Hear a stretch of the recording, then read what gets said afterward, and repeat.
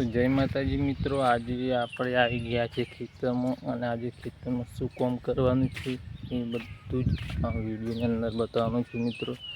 તો મિત્રો મારું નામ છે રંજીતભાઈ, મારી ચેનલનું નામ છે રંજીતભાઈ. તો મિત્રો ચેનલને સબસ્ક્રાઈબ કરી દેજો અને વિડીયોને લાઈક કરીને શેર કરી દેજો.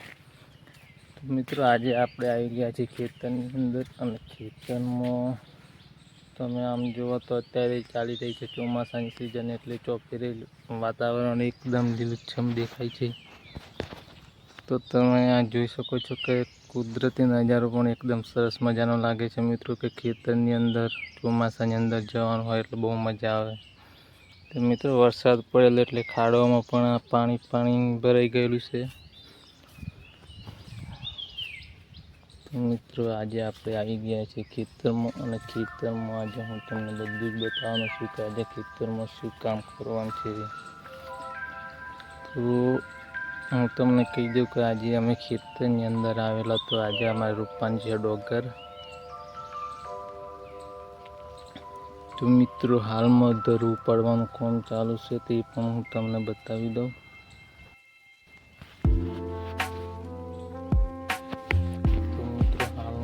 પડવાનું કામ ચાલુ છે પણ હું તમને બતાવું છું જરૂર પડવાનું ચાલુ છે.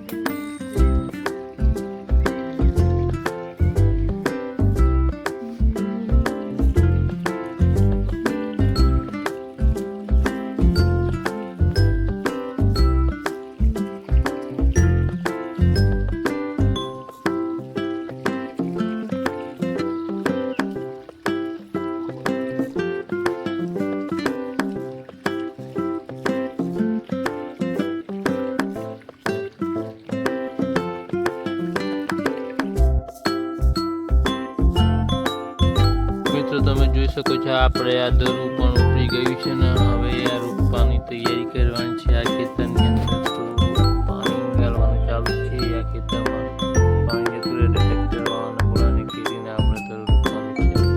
તો વિડીયોને પૂરું જોજો અને ચેનલને સબસ્ક્રાઈબ કરી દેજો અને વિડીયોને લાઈક કરી દેજો. તો બગડાની અંદર ખેતરની અંદર મોરલા પણ સરસ મજા મળે છે, તમે જોઈ શકો છો. મોરલાનો અવાજ પણ તમને સંભળાતો હશે. પક્ષી પણ કળબળાટ કરે છે. તો મિત્રો આ છે આપણા ખેતરનો સુંદર મજાનો બ્લોગ. મિત્રો આવા જ બ્લોગ જોવા માટે આપણી ચેનલને સબસ્ક્રાઈબ કરતા રહેજો.